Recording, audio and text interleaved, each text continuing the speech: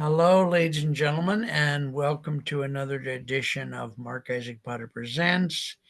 Today we're visiting with Tammie, who has a long last name, and she's going to learn me how to pronunciate it. I'm thinking it's maybe Italian, but maybe not, or Sicilian, but maybe not. So, dear Tammie, please give me. I'm going to do the phonetic of your name. This is what I usually do. I just did one a couple hours ago with a young man from far away. How do you pronounce your last name? Verachelli. Uh, okay. V-A-V-E, Vec or Vac? Verachelli. Veccarelli. Mm-hmm. Vec. Uh, Sometimes I even put it in your Google Contacts thing just to make sure. Mm-hmm. All right, folks. So the news here is that we're visiting with Tammie Veccarelli, who is extremely famous. She and the Pope used to go out for coffee together, but he passed away. We know that, right? So she's not laughing. Sometimes people laugh when I try to make jokes, and some people just go, "He's so stupid." I understand. So tell us a little about yourself. I want to.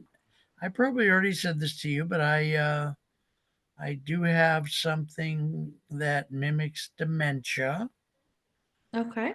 so I Mm-hmm. can on and I try to kind of own it now that I grew up with Abraham Lincoln's father, so I'm getting up in the years. Uh, so I have no recollection except for your beautiful face. I have no recollection of what you do. Although I remember now hearing seeing the word Aurora somewhere. So Yes. what do you do? Pray tell. Yeah. So I'm a spiritual mentor and I help Okay. women to heal past relationship trauma and connect back in with themselves. Oh my goodness. Now, is this past relationship trauma in this life or a past life or either one or? Oh, both, all, everything. Boy, we're going to have to be doing a lot of shows. I have got past life stuff, and I don't think I've ever. I've done about 700 shows. I Mhm. don't think we've ever done a show about past lives. Oh, well, I'm honored that I'm the one to do it with you. Thank you. And I think most of my friends don't even know that I believe in past lives. I don't think because I usually don't. I'm usually don't say much about it. But I have all this anyway. So where do we start with a past lives journey that we're going to take here? Yeah. So do you want to start where I started with my journey, or do you want to start with your journey, I guess? So that would be at McDonald's with fries and a Coke, or I'm just like this. It's I think I was dropped on my head as a baby or something. Oh my goodness.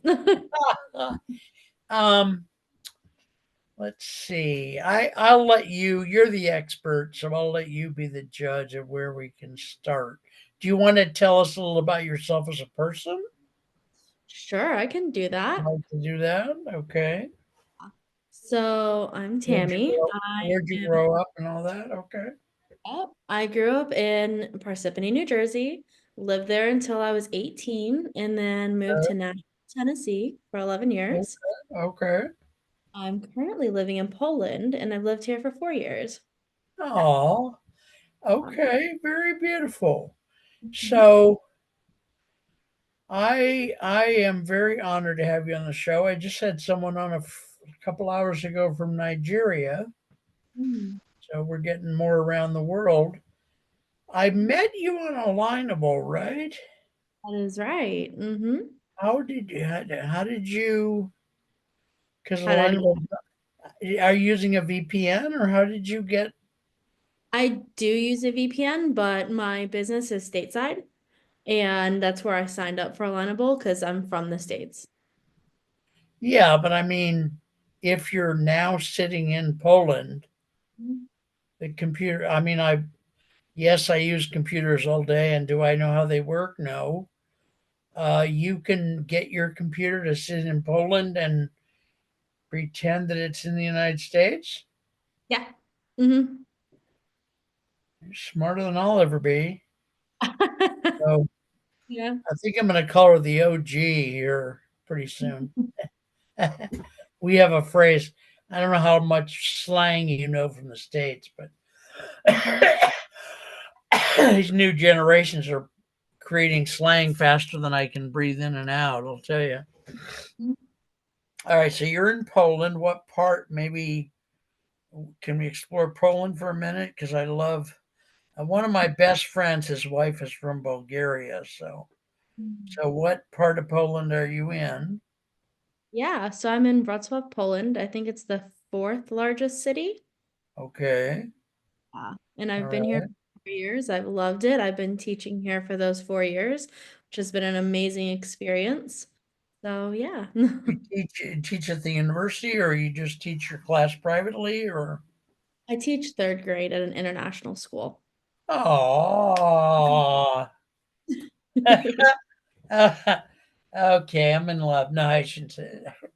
Your husband will beat me up. Oh, Oh, I don't have besides, one yet.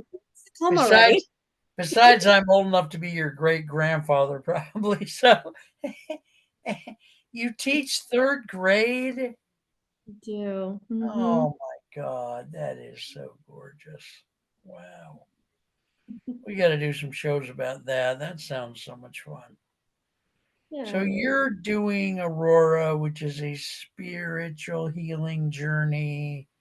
Yes. Tell us about Aurora. How did you come to a place in your life where Mhm. you wanted to start this thing?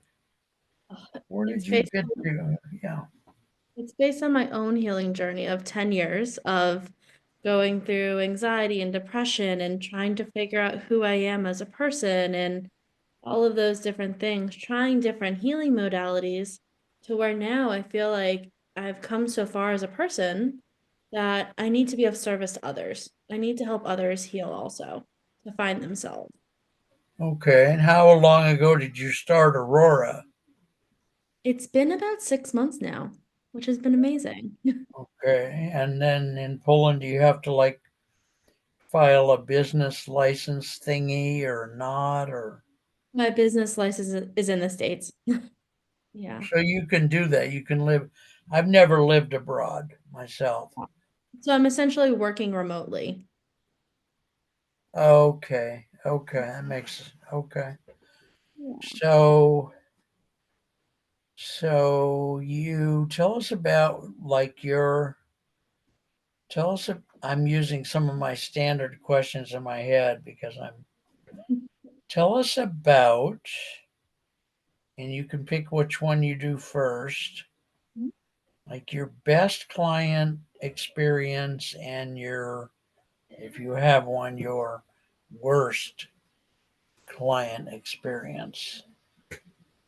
Sure. So when it comes to my best client experience, it's the clients I'm working currently with. I've seen massive growth in them and them truly understanding who they are, like we are talking about their past lives and all these different things, and truly understanding who they are.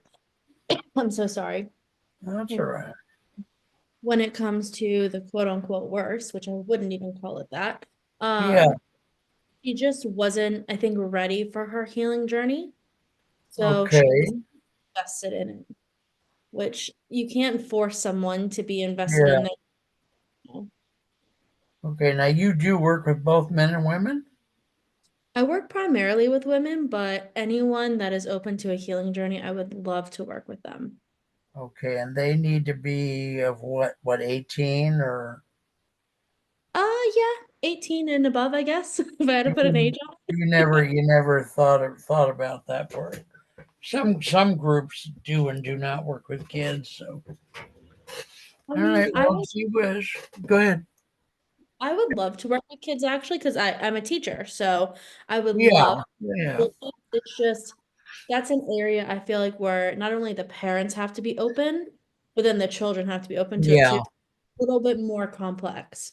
yeah. Well, and in my business, like in my show, if I Mhm. want to have a teenager or something on the show, I need to get written permission from the parents that Exactly. they agree and stuff. So, all right. So, wow, this is pretty cool. Should I should I say things about myself, or let's find out more about you first, or No, I would what? love to hear more about you. Okay, is that the right thing to do though? I mean, what? It's okay with you, huh? Yeah, it's okay with me. All right. Well, usually these interviews are about finding out about the guest, but so the thing about me, I'm going to give you the short version first. In this lifetime, Mhm. I have experienced a surprisingly high amount of both physical violence and abuse of, verbal, psychological, all kinds. Mhm. Uh, and the example I gave a couple days ago in an interview was that more than one of my doctors have looked at me and said, "We cannot figure out how it is that you're still alive." Wow. And I have a lot of disabilities of every Mhm. conceivable type. I have Mhm. about six pieces to my mental illness diagnosis, and I've been in psychiatric hospitals 12, 15 times over the last 40 years. I have a lot of physical disabilities. I have a learning disability. I have some kind of dementia, but I still, I mean, it sounds like a lot, but since I live with it every day, it's just, as long as I have a bologna sandwich and a cup of coffee, I'm pretty good to go. I just do my show and, living the dream, so to speak. Do my little silly jokes. So, so that's this lifetime. The other Mhm. lifetimes, there's two sets that I'm aware of. One of them Mhm. is in Europe, Ooh, where I okay. where I was some kind of a soldier in Mm. more than one lifetime, Mm. like different countries. My biological father is his people generations back are from England, and Mhm. my biological mother, who passed when I was two, was a citizen of England straight up. My dad met her over there in World War II. Mhm. So there's all that, and then there's some stuff about Napoleon and all this. I once wrote a, well, I'll tell you that later. And then the other piece is like uh, China and Japan. Ooh, okay. And I have studied in this lifetime. I've studied Zen, Mm. especially a kind called Soto Zen, Mhm. quite a bit, on and off for about 30 or 40 years. Mhm. And especially, I mean, lots of Zen masters, obviously. Probably one of the ones more frequent for me is a man whose name is Dogen, Dogen, Mhm. and he lived in China Mhm. and studied Zen in China when Zen was fairly young, Mhm. but he was from Japan. But at the time that he lived, which was he lived from 1200, that's BC, Mhm. 1200 to 1250 or 1251. I can't remember which. Mhm. So that time of history, one would get their education by going to China. especially Mm. if they lived in Japan, because Japan was not all that much at the time. So then he did that, and then he wanted to take the Zen that he learned in China back to his native Japan. Mm. And there's a whole bunch of very beautiful stuff about how he did that. Mhm. And then he went back to Japan with this material and he founded a branch of Zen called Soto Zen. And very cool stuff. And then of course, that was 1200. And then Buddha, the original Buddha, lived a long time before that. I think maybe even, I can't remember now. It's been a few years since I read all those books, but uh, he might have lived in 500 BC or 500 AD. But he lived in India, or what we now, I think, what is now possibly Nepal, Okay. perhaps.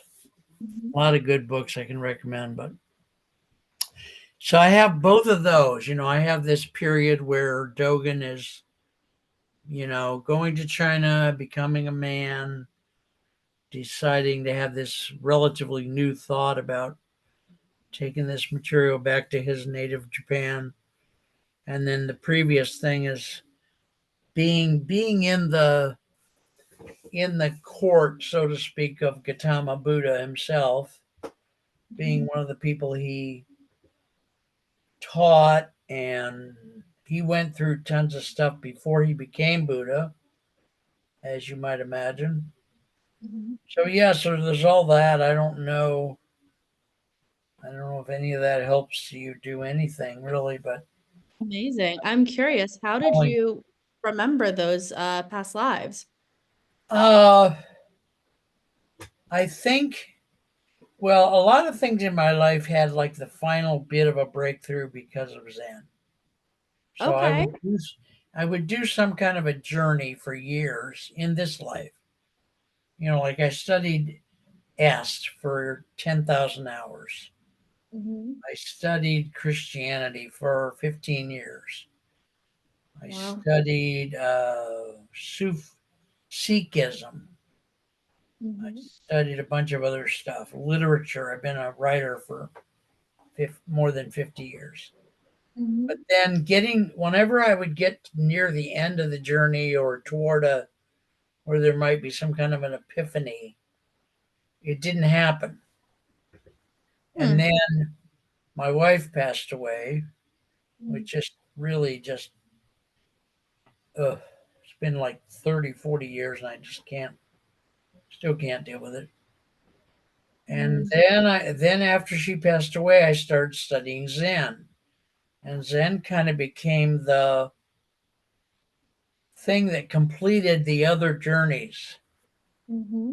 I found out something special about my Christian faith based Hmm. on practicing Zen. I found out something about my writing based on practicing Zen, etc. Does that answer your question? I think I got lost. Yeah, no, that's totally fine. I feel like everyone has their own experiences when it comes to past lives. For me, the Yeah. very I had was I was meditating, and it was actually kind of traumatic. The memory, Okay. it was I was laying down in bed and I suddenly saw, as you like would imagine, the white light, which can be Mhm. scary. And I ended up being in a field with a woman and a child, and I felt this strong pull to this Mm. child as if she was my child in that lifetime. I didn't Mm. know at the time what I was experiencing. Okay. Felt this very strong pull to her, this strong emotion. And suddenly it was like my eyes went black and I couldn't see Mm. the child Mm. anymore. And all of a sudden I could almost feel myself being a spirit and being Oh, an wow. angel for this child and Yeah. feeling so sad and depressed that I couldn't physically be around this child. But knowing that the woman that I said earlier, who I think was a sister, was taking care of this child. And that stuck with me for years until I talked to a medium who confirmed with me this is a past life that you remembered by accident while you were meditating, but there's no coincidences. Yeah. And it was just the strong emotion that Yeah. really tied me to that memory and the start of me remembering my past lives. Mm, wow. So I think I'm just going to keep doing this show rather than break them up into parts for now, but because you're so fascinating, I Oh, can't even believe I'm in the same digital room with you. oh, Uh, thank you. can can past lives also have like fictional, surreal, absurdist stuff in them? Yeah, I don't see why not. Um, I Because I, feel like, what? I'm sorry. oh no, you're the, go ahead. I feel like we have past lives not only here on this Yeah. plane, but other planets, other dimensions. So I don't see Okay. why that wouldn't be the case. All right. Well, then I'll tell you a story that hopefully has a funny part in it at least. Hmm. Uh, and I mentioned I'm a writer. I should Hmm. say that I do a lot of writing, not all, but a lot of it in the realm of absurdism. Hmm. Most Americans have no clue what absurdism is. Hmm. So the way I explain it over the years is there's reality, right? Hmm. And then there's something called surrealism, and most people have heard of that. Hmm. Yeah. Absurdism is when you take reality and you bend it. You know, Okay. you make a tree slightly different than a real tree, or you Hmm. make a whatever. Absurdism is in my opinion where you break from reality. Mm, okay. Like I and I've written this stuff for decades. So I might say, well, the blue rabbit, of course there's no such thing as a blue rabbit. The blue rabbit sold life insurance to the tree. Mm-hmm. So A, no blue rabbits exist. B, no rabbit is likely to be selling life insurance. C, no tree is likely to be buying life insurance. Yeah. So, having said that, one of my European past lives, I'm in the army of Napoleon. Mm-hmm. And of course, we're all just like in awe of him, because he's Mm-hmm. great and smart and he's won all these battles and all this stuff. And just one day, it does, in the past life, this is not a big deal. It doesn't stand out a lot, except my experience of it in this life is that this is the one of the things I remember the most. Mm-hmm. I'm told by my boss, my superior, to go to Napoleon's tent and give him a message. Mm-hmm. It's an order that I'm given to do. So I go to his tent and I somehow, some reason, lift the flap of the tent. There should be there somebody there doing that, but and Napoleon is standing in his tent in pink women's underwear. Interesting. And I'm like, oh boy, what have I gotten myself into? Yeah. So yeah, and it's I've written poems about it and stuff. I don't anyway, so there's that. And so the European one has all this stuff like my Mm-hmm. dad in real life or in this life was an ambulance driver in London during World War II. And Okay. his job was very gruesome. His Mm. job was to pick up literally the dead bodies and the parts of bodies that were there because of the bombing of the from the Germans. Mm-hmm. But some part of me has that thing of being an ambulance driver during World War II really hardwired into me. Mhm. I have dreams about it. Mm. I'm in the truck by myself, and there aren't enough soldiers to help, and I find these bodies and these body parts, and it just goes on and on and on and on and on. I have a question then. So, when Yeah, it comes to your dad and him being this ambulance driver, were you alive at the time? Were you born at the time when not that? yet. Very rather close though. I'm wondering He, if you lived a lifetime with your dad beforehand, I and that would job. could be. The war ended in what, 45 maybe? I I think don't so. remember. I'm not good with history. Well, I don't, because Europe ended earlier than Japan too. So I don't know, 43, 45, something like that. And I was born in November of 1950. Okay. Now, my brother, who Mhm. passed already in this life, was born in 46. Mm. I don't know if that has any significance. Mhm. So, so Europe, the European theater, if you will, Mhm. has different things, most of which have something to do with the military or stuff. And in this life, I don't like military stuff. I Mhm. didn't. I didn't go to the Vietnam War. I don't like watching military movies.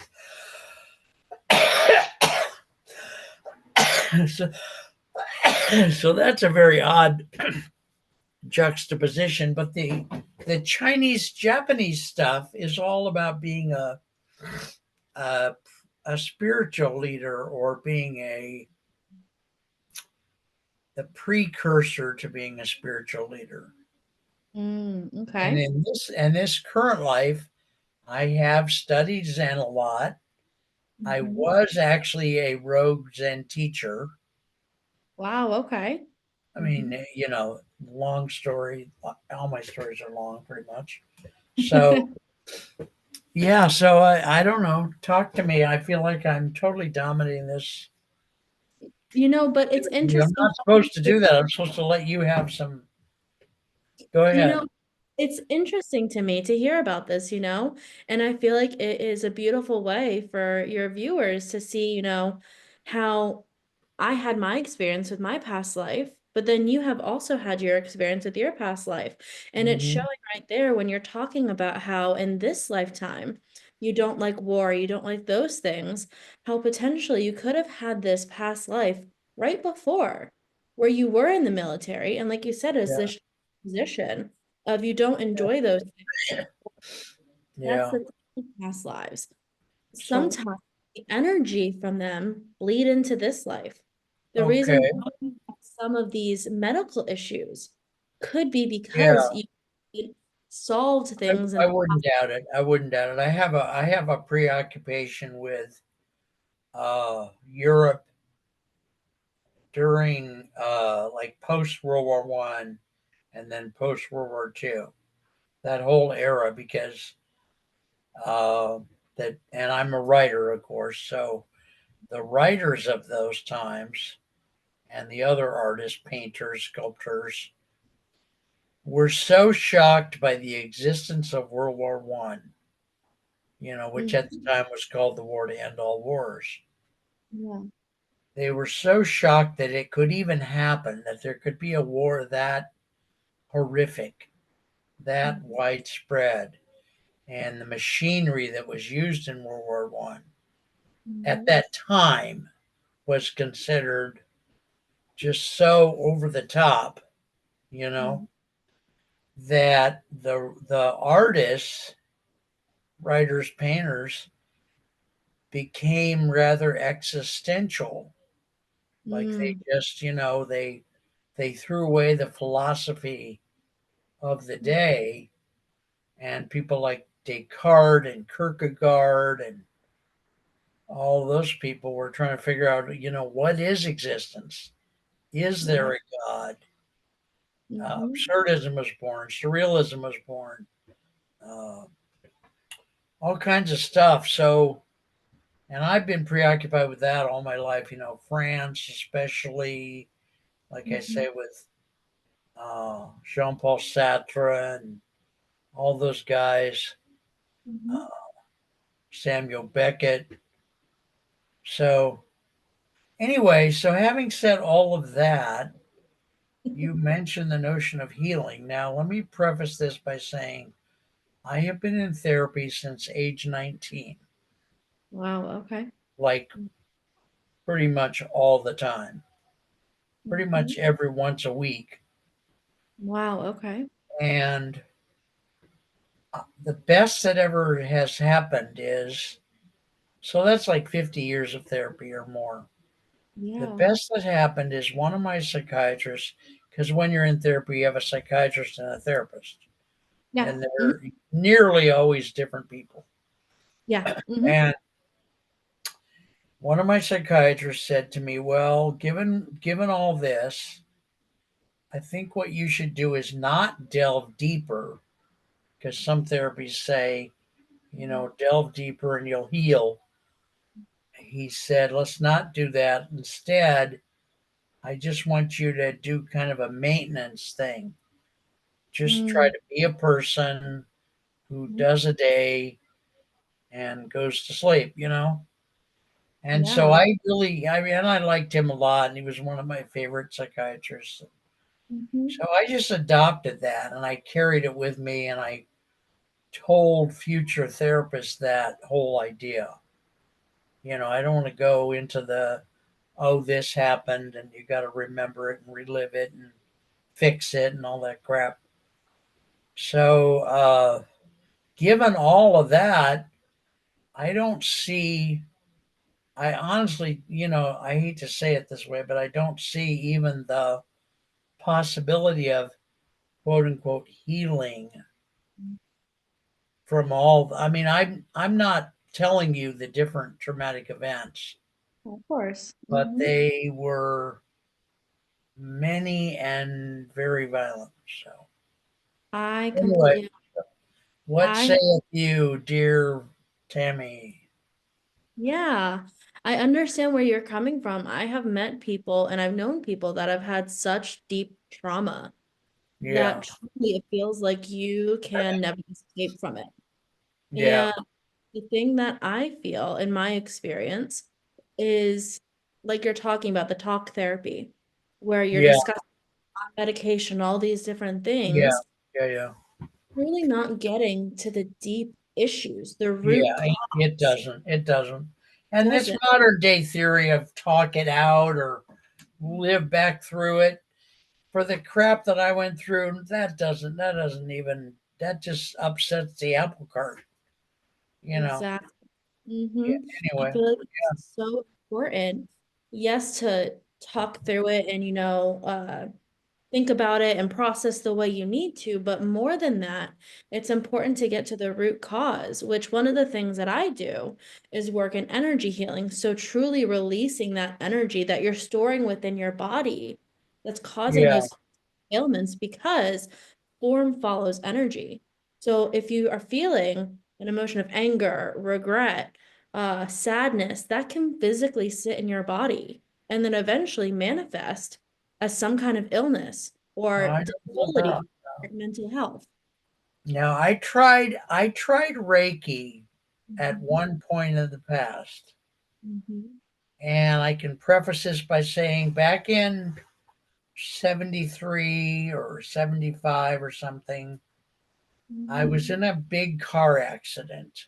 Mm. And it turned out to be, uh, a, let's say, a blessing in disguise, just because it's a phrase that people already know. Mhm. Because I worked at Stanford at the time, and I had in my medical plan, I had chiropractic. Mm. So after the accident, I was allowed and to go see a chiropractor, and Mhm. because the injuries were severe, I was going like 2 or 3 times a week. Mhm. And the work he did on me did more good than just healing me from the accident. Yeah. that body work was Mhm. really helpful. But and my life is full of contradictions, by the way. Here's Mhm. one of them. So all that body work was really helpful. Decades later, I tried Reiki. Mhm. I could not let the Reiki person touch me, period. They shouldn't have to for Reiki. Ah, well, They then sh it wasn't Reiki, it was something else. I Some kind mean, of maybe back in the day, like since I've been trained a different, I don't know. I don't know either. Maybe I just thought it was Reiki. Anyway, Mhm. some gal that I knew really well for years Mhm. was going to do some body work with me. Mhm. And I went to her house. She did it out of her home, went to her house, started the thing. She touched me just one time, just a light touch. And I went, no, homie, don't play that. I'm going home. And I Yeah, left. it was And almost a I, trigger. and I, I mean, I don't, most people, hardly anybody knows all this stuff together. Some people know some of it. So I don't have much hope for healing in any, I don't know. Yeah. I don't know. Anyway, you talk to me, young lady? I totally understand that. I understand why you would feel a sense of, I don't even know what to call it, like of just not believing that true healing could happen after everything that you've been through, after Well, I all mean, the. but I would think that after being able to do the chiropractic, I Mhm. would then be able to withstand some kind of massage, but apparently not. I don't know why.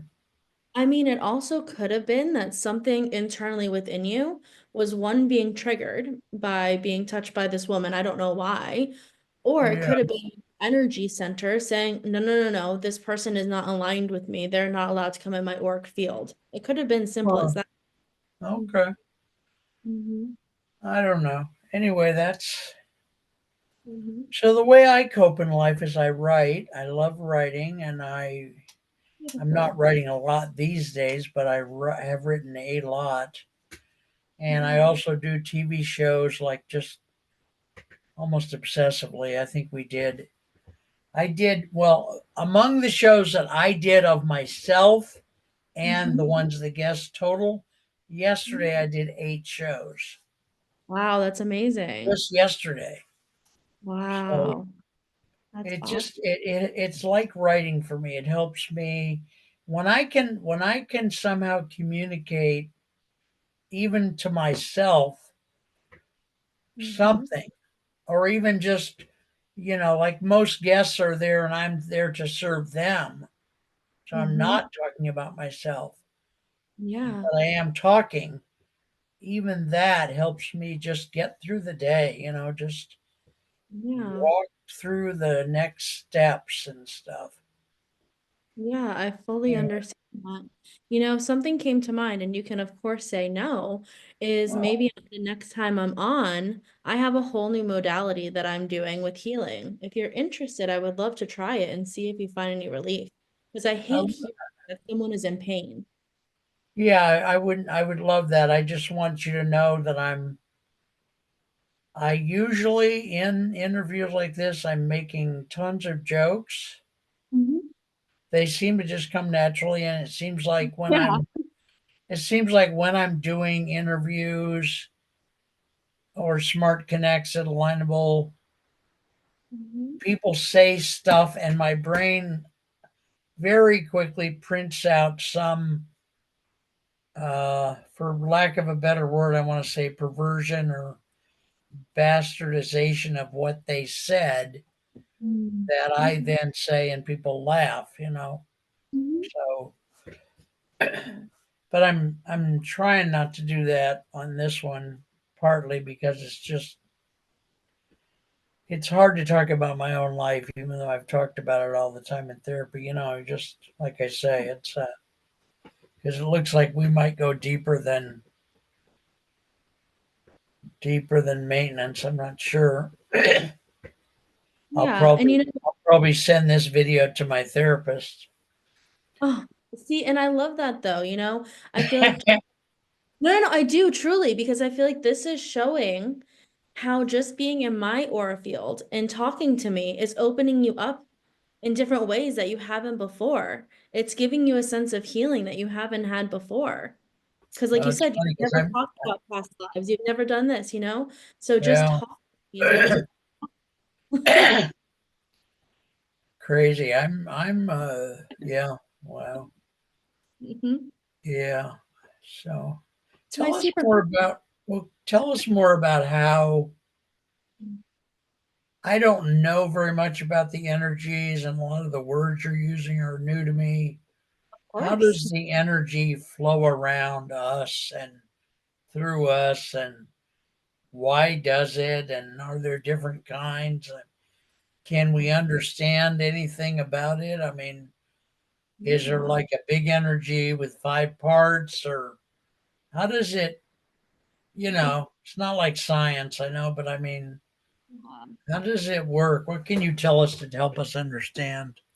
Of course, I would love to do that.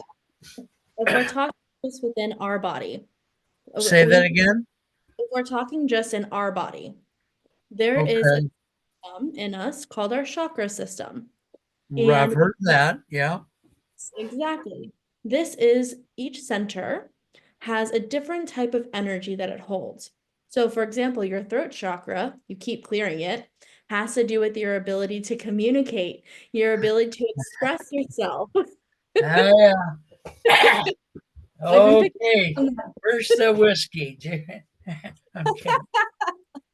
that. So, if we have a block in this chakra, it could be that you have a hard time communicating, you have a hard time expressing yourself. And it can even be, like you're saying, you did 8 shows yesterday, that it's Yeah. overly working, that you're using it too Yeah. much. Mm, Yeah. wow. Hmm. Hmm. Okay. And there's how many chakras? Seven, eight, nine, 12? Yes, it depends on which system you kind of go by. There's 7 or 8. It depends on what you believe, I guess, because some people believe the feet, some people believe there's a soul star up top. So it depends on, I guess, which way you use the system. Yeah. Well, in Zen, we do have the both of those. We have the one at the head, like when you're doing Soto Zen sitting, meditative Zen sitting, you're sitting this way and you're imagining that there is Mhm. a string or something kind of keeping your head up. So that does align with the I did some pretty good Zen stuff. I mean, I did some pretty good work, a lot of meditation. So anyway, yeah, and my throat's been like this for and the weird thing is I've been in the field of communication almost my entire life. Mhm. I started out, well, started out as like at 23 probably Mhm. in printing. So that's a form of communication. And I did that for about 20 years. Mhm. And then I kind of went into radio for just a little while, Mhm. not very long. And then I went into television about 23 years ago. So most of it's been, and I gave like literally 500 speeches. Wow. Okay. Most of them were inside Toastmaster clubs. So in one meeting, you could do two or three short things. Wow. Uh, and I taught my class. I've written a couple of seminars, and one of them I taught 49 times. Mhm. So most of it's been communication, but how does that jive with now my throat doesn't want to work? Yeah. So whenever I'm feeling into your energy, because even though we're distanced, into your Excuse energy. me, I still got my pants on. What do you mean you're feeling into my energy? Um, And I I thought you were an upstanding, decent young lady. Oh, Lord. I am. I'm kidding you, honey. I knew that would get to you. Go ahead. I can still feel into your energy and see how things are kind of off within you. For me, it feels like your solar plexus, which is just above your belly button, which is the color Mm, yellow, feels a mm, little off. And this has to mm. do with self-confidence, self-esteem, Oh, worth. So if one of them is out of whack, the energy gets stuck. God.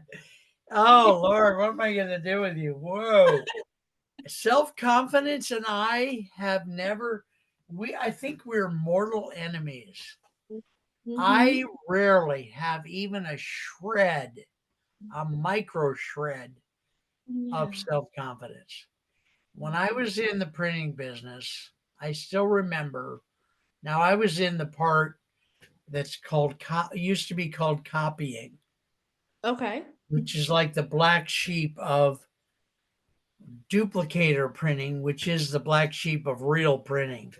Hmm. This is two black sheeps removed from, and I was in that business probably 15 years. Hmm. And at the time of what I'm saying, and for example, when I worked at Stanford, I would go in on a Sunday, do the inventory for the shop, make sure we had all the papers we needed, and we ran big machines and all that stuff. And I remember one day just kind of turning away from the machine to go get a cigarette or something Hmm. and thinking, you've been doing this 15 years. You can no longer deny that you know what you're doing. Mm. That I won't say I had confidence, but I had something which was just what I said. I just couldn't deny that I knew what I was doing. Mhm. And I've noticed there's been very few places in life where I've had any sense of you can't deny that you know what you're doing. And it usually takes me about 15 years. Like my writing, I've been writing, like I said, 50 years or 55 years, and I've been in TV now for 23 years. Those are the only areas where I have any confidence. Everything else, cooking or am I skilled at watching TV or whatever, I just don't have any, and not even a shred of confidence. It's just pathetic. I'm I so don't know sorry. whether I'm doing this interview right or not. Oh, I love it. I love it. This is is the what we American is the American Television Interview Association gonna bring me up on felony charges for? I'm kidding. Anyway, you're delightful, Jay. Oh, thank you. You are too. So what do we do now, Tammie? Just I'll go jump off a cliff. That's the other thing. I have a very dark sense of humor that I I love it. enjoy, and the things in life that are not supposed to have a certain effect, Mhm. like dark humor, dark opinions are supposed to be negative, and you're Yeah. supposed to always walk around with a positive energy. Mhm. Homie, don't play that. I don't even live that way. I mean, Sometimes the dark stuff I find to be comforting. I mean, You it's know. not realistic either to be in the positive, in the light at all times, because life isn't that Well, way. yeah, and there's so many people like that that they just make me want to vomit. It's just like, oh, go away. Just Yes. yeah. I was on the. I'm gonna tell you something I haven't told anybody. I was Sure. on the phone with a friend. I probably my longest friend. We've been friends for probably 40 years, Mhm. and he's one of the few people with whom I can share dark humor because Mhm. everybody else is all woke and all this crap.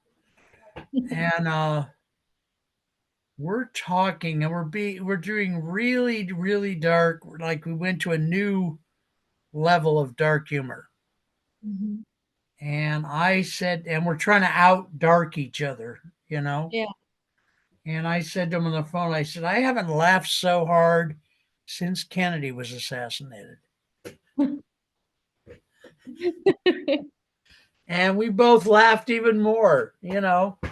And I mean, I was around when that happened. That was terrible, and it's always haunted me, his assassination. But somehow the dark humor thing helps me, you know.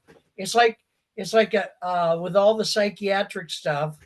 I of course have had a interesting journey with suicide and suicidal ideation and all that. Mhm. And it took me a long time in therapy to be able to say to the therapist, look, when I'm allowed to have some suicidal ideation, just the ideation, not the activity, it's helpful to me to be allowed to have that. I don't know. It's very weird. I just yeah. So It's not weird. I mean, it's who you are as a person. It's how you're able to express yourself, all of the trauma you've been through. I mean, we all express trauma in different ways. yeah. Well, I identify with artists like writers, sculptors, painters Yeah. because those people seem to be willing to explore different angles of Exactly. human relationships that other people in other careers like banking or accounting would never even entertain, you know, thinking about or considering or any of that. So I mean, but those people are very much stuck in the structure of like what we're conditioned to yeah, do. really. If you're going to be my daughter, you're going to love the number five. Mhm. Yes, Daddy. Tell me about your family. You have brothers and sisters, I mom and do. dad still around. Yes, I do. I have my mom and my dad. They got divorced when I was a teenager. So I have a sister from their relationship, and then my dad got remarried, and I have a stepsister, and I have beautiful nieces that I absolutely love. Oh, wow, Yes. that's very cool. Very very Yeah. cool. Mhm. All right, what do we do next? What do we do next? I have no idea. I don't know what to do. I mean, I could tell you about the Potter family, or I can tell you about my stepmom, or Mhm. I don't think I've ever done an interview where I was interviewed on my show Yeah. because I couldn't get myself to be the host of Mm. my own show for God 18, 20 years. I couldn't do it. And so Mm-hmm. I would always have people, I would find people who wanted to host a TV show. Because back Mm. in the day, that was pretty big deal. And I would let them host, and I would just be like the invisible person in the back of the TV studio. Mm-hmm. But then when COVID hit, now you don't go to the TV studio anymore. You're going to Mm-hmm. do a show, you're going to tape it on Zoom and Yeah, send it digitally into the TV station. that is very true. So Time to, now I can't just get somebody to host. yeah. So now I've been hosting for about what, year and a half, 2 years, something like that. Mhm. I've gotten used to it eventually. So Yeah, I think this is going great. I have loved this so far. you're I have. delightful. I know, but you're still delightful. And I still have to figure out how to make jokes. I have had a lot of jokes print out in my head during this interview that I have not said. Oh, look Just at for that. your, there's Oh, lots of them. Well, they come out pretty fast. Like a yeah. lot of them about you being, a lot of times when I have young ladies on the show, I tease them about being 12 or 14 or, Oh, you know, yes. like that. I just Yeah. had a guy on the show, like I said, from Nigeria a couple Mm-hmm. hours ago. And I swear to God, he looks like he's 7. Mm-hmm. He's a grown man, Mm-hmm. very skilled, like way skilled. Mm-hmm. But I tease the heck out of him. He just usually it goes well. It just builds rapport with the Yeah. guest. So Mhm. yeah, so my family, the Potter family, very gloomy. My immediate family, especially Mm, within, my dad was one of eight. My mm, grandfather was one of 13. mhm, His people are all from Kentucky, mhm, northeastern, but my dad especially and my stepmom were just really gloomy, actively negative mhm. people. That's really hard to be around that kind of Well, energy. I know I'm a kid, so I can't just, Mhm. like my stepmom would say to us what felt like every day or even twice or three times a day. She would look at us out of the blue. There's four of us kids and say, you're never going to amount to anything, right? Oh, Just and that's the dessert now of the abuse. I mean, it's just that's the happy place talk abuse. about why you don't feel confident. I mean, you had someone for years Really? So telling you you. think so you think there's a relationship? Oh wow. Okay. Oh my gosh. Yeah. When I was two, well, my mom died when I was like Mhm, two and something. And the first memory I have of anything is mhm, going to a house and living there for a little while and having the woman of the house quote unquote force feed me. Like she would make a plate of food, I would eat it. She would go back in the kitchen, fill the plate up again, and give it to me and say, "Eat your food." mhm. And that woman turned out to be my step grandmother. Oh, okay. And then the first memory I have is her saying to me, this other woman walked in the room who was younger than she was, and her saying to me, "This is your new mother." Wow. And I didn't have any reference. Mhm, And then, of course, when I was in school, the kids somehow knew that she was the stepmother. mhm. So they would say to me, "Do you know that your mother is not your mother?" Oh, that's gonna be And traumatic. that phrase, anything not being whatever we just said it was, Mhm. that blueberry pie is not a blueberry pie. Yeah. Just drove me nuts. So when I was like 16, my dad, who, you know, probably because of the war, just hardly said any words out of his mouth, Mhm, sat down with me, the only time we ever did, for about 10 minutes mhm. and said, your mother died when you were two, and I don't want to ever talk about this again. And so, yeah, so it's just haunted the hell out of me ever, before, during, and after all of that.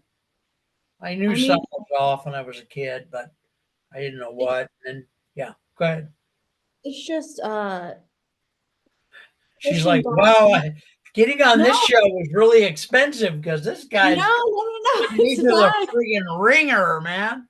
No, it's fine. Truly, this is I know, but I'm what I just, want to do. I I gotta want to make help people I gotta make heal. my jokes, dog. That's what I do here. It's my brand. Yes. It's like No, I mean snorting milkshakes or something. Yeah. it's just like pushing down emotion after pushing down emotion and never truly letting you in your childhood experience those emotions and express them. I can imagine how that could be stored within your body and really be causing you so much harm in the end. Yeah. And the way kids were raised in the 50s Mhm. is so many generations different than now. Yeah. The things that are offensive to parents right now are so mild compared to what we went through. They Yeah. weren't even on the radar, Yeah. you know. I mean, Mhm. my dad had a system. I mean, I'm just picking one thing, right? Yeah. He had a system with what we call in the hillbilly land a switch. Do you Mhm. know what a switch is? Mhm. Okay. So I had to go pick the switch out, and it had to be green because a green switch will bend better and hence will invoke more pain. So if the switch you picked weren't green enough, y'all got to go pick out another switch. Oh my gosh. And the whole thing was like that. Everything had its Yeah. own embedded psychology of, you know, twistedness. So Yeah. everything. Mhm. And all four of us, we grew up that way. And the four of us are just, a new level of dysfunctional. I mean, Yeah. you know, so Mhm. yeah. Anyway, it's made for a great amount of writing material. There you go. I can write about almost anything. Yeah. Mhm. So, so you have nieces that you love. I You do. have Yeah. you have a sister and a stepsister. I do. What do Mhm. they do for a living? So my sister is a teacher, and she actually teaches They're in third. Poland or in the No, in the States. No, in the States. She's a teacher, and my stepsister is a stay-at-home mom. oh, so your Mhm. sister who's a teacher, what does she teach to whom? Third grade math. Ah, ah! Yeah. Oh Lord. And oh boy, that's funny. You sure Mhm. you're not conjoined twins with just a real long distance between? I mean, I don't think so. We're 7 years difference. That's a lot of conjoining. Well, I Yeah. guess we'll have to get into quantum physics to explain that one. Right. Yep. Well, my dear brother was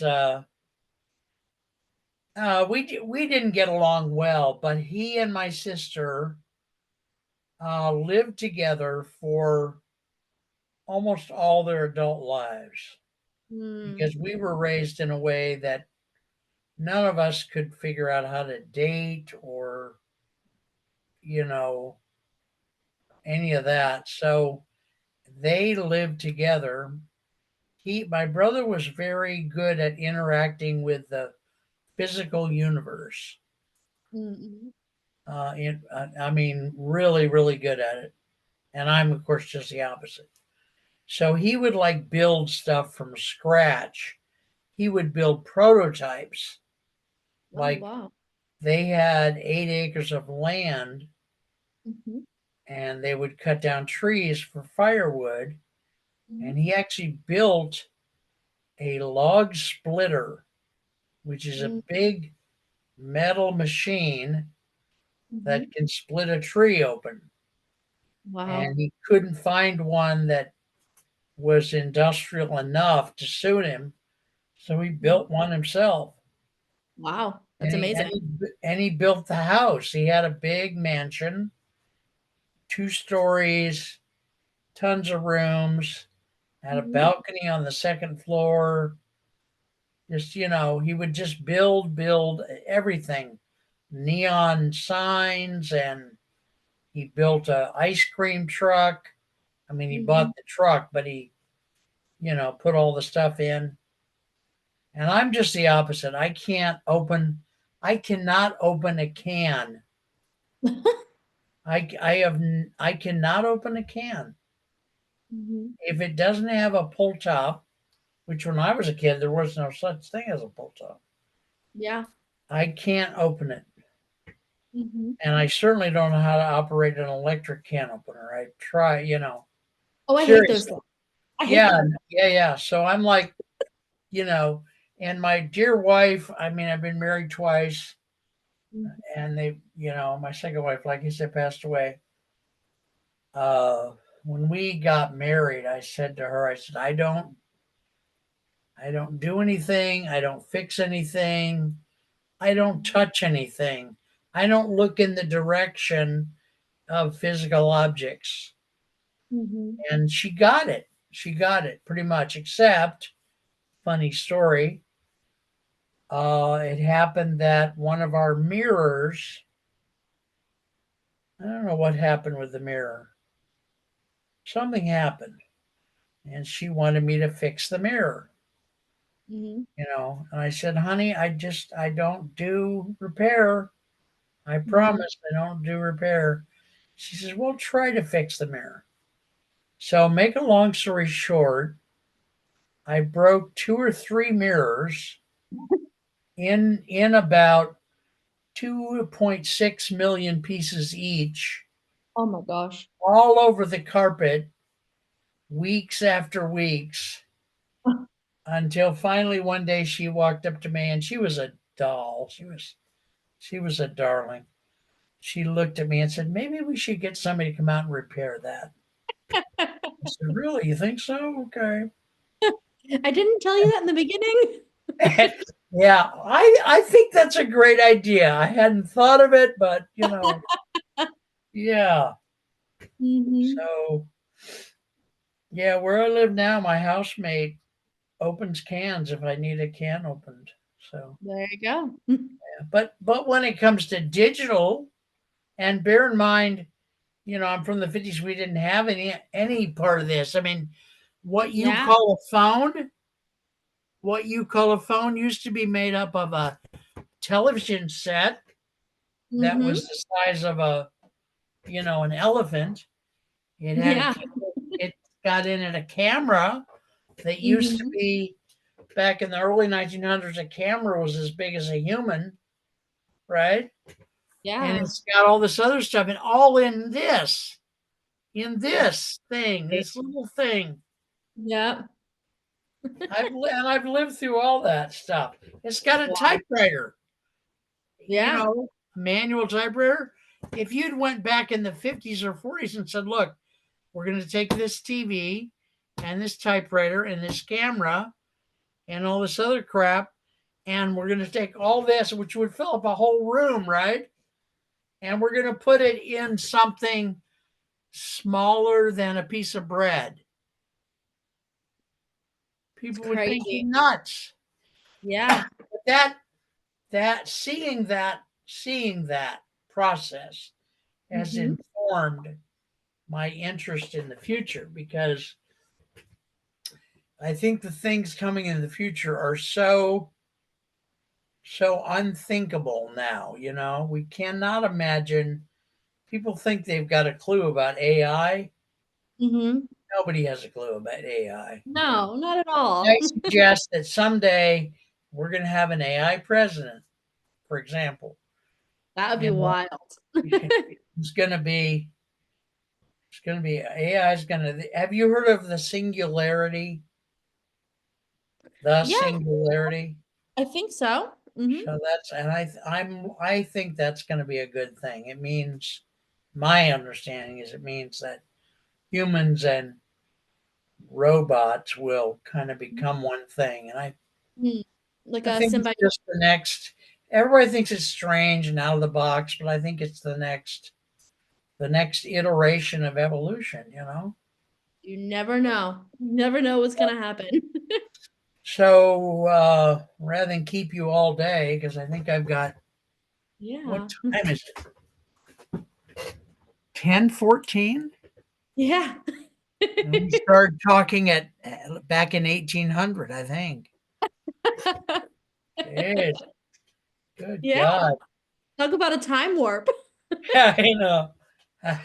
I'd give my right arm to be ambidextrous. Mhm. Anyway, anything you want to say before we sign off here, youngin? I am just so grateful for this experience and for getting to know Oh, you And it was great seeing like just the shifts that you had and your energy and talking about the things that you really hadn't brought to the surface before. That was really Well, beautiful. Mhm. if I would like to do more shows, but it's up to you as the guest sometime in the future at your convenience. I would love So it. would you please unilaterally get in touch with me and let me know what works for you? I of Like course maybe this time on Mondays, every second Monday or something.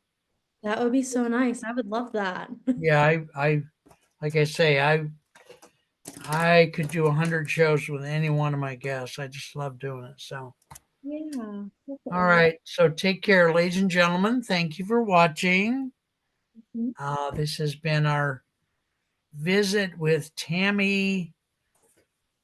Wait, cut to a coffee commercial here.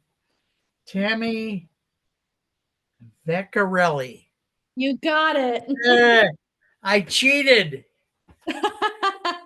Kids nowadays can't write in cursive, let alone know how to do phonetics. True, true. I like to sign off by telling my audience that I love them very much. And Tammie, you're way beyond wonderful. Oh, thank you. You remind me of Orville Wright's dog.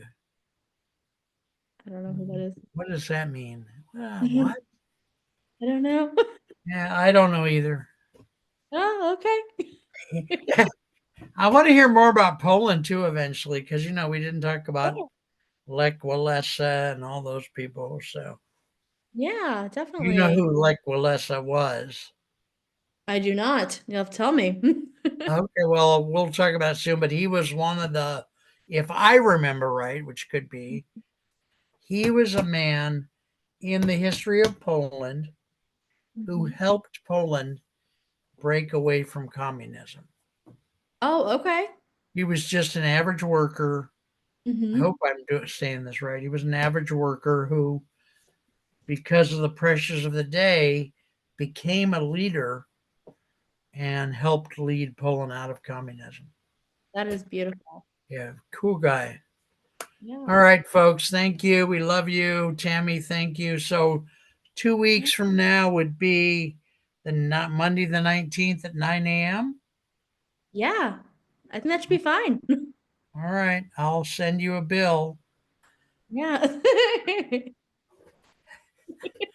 I never stop joking. It's a disease.